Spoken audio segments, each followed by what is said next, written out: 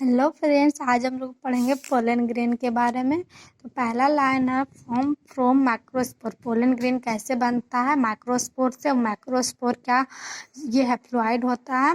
ये रिप्रेजेंट करता है मेल गैमेटोफाइट। यह जनरली स्फेरिकल होता है। शेप इसका साइज होता है 25 से 50 मैक्रोमीटर इन डायमीटर।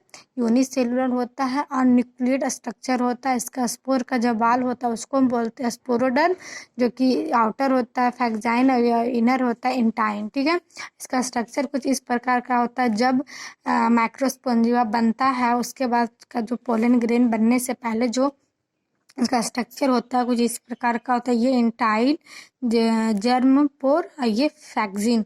तो फैक्जिन को हम आउटर मोस्ट लेयर बोलते हैं। ये कंटिन्यूज नहीं रहता, देख सकते हैं ये कंटिन्यूज नहीं रहता है। और इसका जो ये प्रेजेंस रहता है कहाँ पे? जर्म पोर। तो अब हम लोग देखेंगे जर्म पोर किसको कहते हैं। तो जहाँ पर इसका नाम ही से पता चल रहा है, जर्म मतलब ये इसको हम बोल सकते हैं जर्मिनेशन का है। तो ये help in germination in pollen tube, या पोलन ट्यूब को बनने में हेल्प करता है। ये जो बना होता है उसको हम बोलते हैं स्पोरोपोलिन, जो कि बहुत ही और ये है जो कि मोस्ट रेजिस्टेंस ऑर्गेनिक मटेरियल होता है, जो विथ ये स्टेन होता है स्ट्रॉन्ग अल्कली और स्ट्रॉन्ग हाई टेम्परेचर की मदद से यहाँ पर क्या होता है वो स्टेन रहता है। कुछ नोट पॉइंट है, जैसे देखिए it provide protection to pollen grain. ये क्या करता है? प्रोटेक्शन में हेल्प करता है।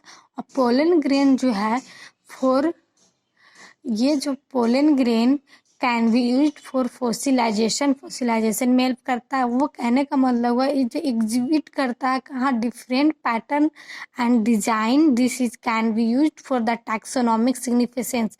टैक्सोनॉमी का मतलब आप लोगों को 11th क्लास के फर्स्ट चैप्टर लिविंग वर्ल्ड में बताया होगा कि टैक्सोनॉमिक किसे कहते हैं। ठीक है, अगर आपको टैक्सोनॉमी के बारे में नहीं पता है तो मेरे चैनल को सर्च कीजिए और आप वहाँ पे प्लेलिस्ट में जाके देख सकते हैं कि टैक्सोनॉमी के बारे में मैं बहुत अच्छे से बताई हूँ।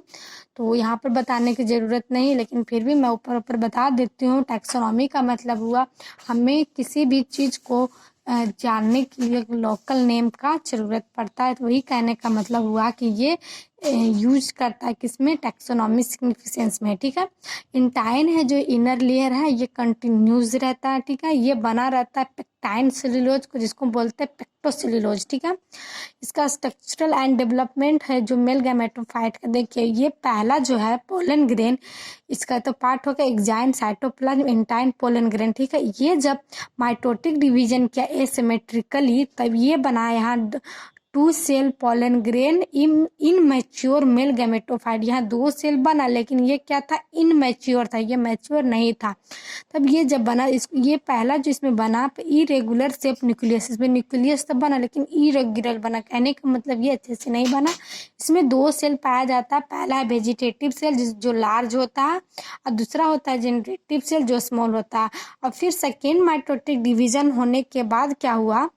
Second mitotic division take place in generative cell, and generative cell divide mitotically to form two male gametes। कहने का मतलब जनरेटिव सेल यहाँ पहले 2 सेल बना, वेजिटेटिव सेल और जनरेटिव सेल। जब जनरेटिव सेल फॉर्मेशन करेगा तो यहाँ पर 2 मेल जर्म सेल बनाएगा। ठीक है, देखिए जब डिवीज़न हुआ तो देखिए ये यहाँ पर ये तो न्यूक्लियस था।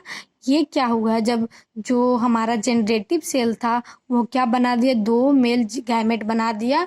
ये हो गया टोटल 3 सेल पोलन ग्रेन बनाया। ये जो मेल गैमेट बना वो क्या था? वो मैच्योर था। ठीक है, तो एक क्वेश्चन पूछा जा सकता है। देखिए कितनी माइटोसिस लगेगी जब x number of male gametes बनेगा? तो क्वेश्चन है how many mitosis are required to from 80-100 male gametes. तो 80-100 जब एक मियोसिस हुआ था तो कितना बना था?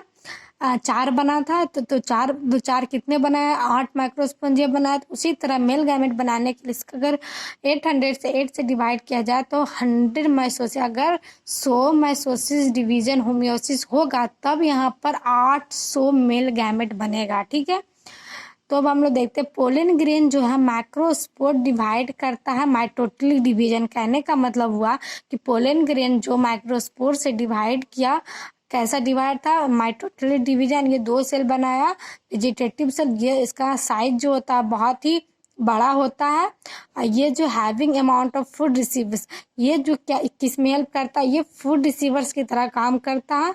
और ये जो होता है लार्ज इरेगुलर शेप होता है। न्यूक्लियस का जो शेप होता है वेजिटेटिव सेल में बहुत ही लार्ज होता है कंपेयर टू जनरेटिव सेल। तो ये जनरेटिव सेल स्मॉल होता है। इसमें जो ये क्या करता है, ये तैरते रहता है कहाँ पर, साइटोप्लाज्म। किसका साइटोप्लाज्म? वेजिटेटिव सेल के साइटोप्लाज्म में ये फ्लोट करते रहता है। ठीक है, ये स्पेंडल शेप का होता है with dense cytoplasm and nucleus. ये स्पिंडल फाइबर या स्पिंडल शेप क्या होता है, ये आपको 11th क्लास के सेल साइकिल सेल डिवीजन को ये देखने के लिए मिल जाएगा। तो ये क्या होता है, ये स्पिंडल शेप का रहता है, जो कहाँ रहता है, ये साइटोप्लाज्म के न्यूक्लियस में ये रहता है। ठीक है, अब कुछ हम लोग नोट पॉइंट देखते हैं। ठीक है, पोलिनेशन और seeding of pollen grain take place at two celled stage in 60% of angiosperm. ये जो पहला जो बना था हमारा जनरेटिव सेल, वो 60%, कहने का मतलब 60% फॉर्मेशन वहाँ से भी फर्टिलाइजेशन हो सकता है। ठीक है, in rest the generative cell. अब जब जनरेटिव सेल जो डिवाइड किया, मेल सेल 2 मेल सेल ये डिवाइड किया, तो पोलन सेट कितना हो गया, 3 सेल स्टेज बन गया। ठीक है, उसी प्रकार मेल गैमेट जो नॉन माइटोटिकली है, जो कि एमोडेड होता है, ये स्लाइटली अनइक्वल होता है साइज में। और कुछ पोलन ऐसा भी होता है जिसको हम बोलते हैं 3 सेल पोलन, जो मैच्योर होता है कहाँ पर, मेल गैमेटोफाइट में। ठीक है, अब हम लोग कुछ देखेंगे पोलन एलर्जी के बारे में। ये जो कुछ टॉपिक है आपको एनसीईआरटी में देखने के लिए मिल जाएगा। तो ये पोलन एलर्जी जो है, पोलन ग्रेन में many species, pollen grain have a many species, जिसको हम बोलते हैं स्पिकली एमोर्फस प्लांट्स, जो काउज करता है बहुत सारे एलर्जी को ये काउज करता है। ये ब्रोंकाइल्स होता है, ये एफिशिएंट्स होता है। लेकिन कुछ पीपल्स ऑफ्टेन जो होते हैं वो leading to chronic respiratory disorders like the asthma and bronchioles. ये लाइन आपको ध्यान में रखनी है। ठीक है, कुछ एग्जाम्पल होते हैं किसका, प्लांट्स का, जो कि पोलन एलर्जी को काउजिंग करता है। तो पहला जो है पार्थमस, जो कैरेट ग्रास जो है कि इंडिया में इंडिया का है, जो कि ये कंटेन करता है कुछ कहने का मतलब है कि कुछ पोलन एनर्जी को ये कंटेन करता है। ठीक है, लेकिन ये विथ इम्प्रूव होता है किसमें, वेट में होता है। ये दूसरा एग्जाम्पल है एमोर्थस, और तीसरा है किनेकोपोडियम।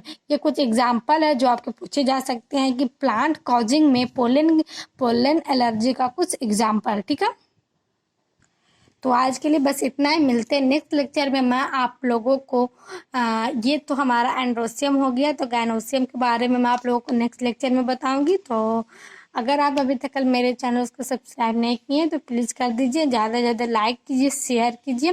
Thank you.